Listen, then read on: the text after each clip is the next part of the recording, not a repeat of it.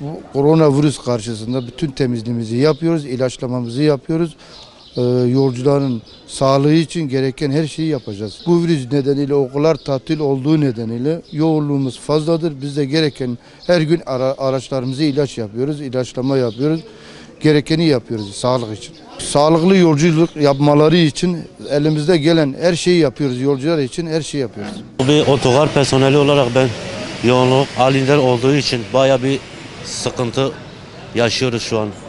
O olsun bu koronavirüsten dolayı, okullar tatil olduğundan dolayı bayağı rezervasyonlarda olsun, araç sıkıntıları olsun. Tabii biz bunlara rağmen tedbirlerimizi alıyoruz hepsini. Koronavirüse detenkte tüm ilaçlamalar olsun, küçük araçlardan ta büyük araçlara kadar tedbirlerimizi aldık.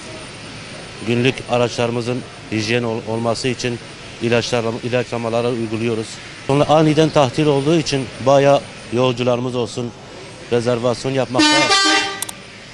yapmakta geç kaldığı için bayağı sıkıntılar yaşanıyor.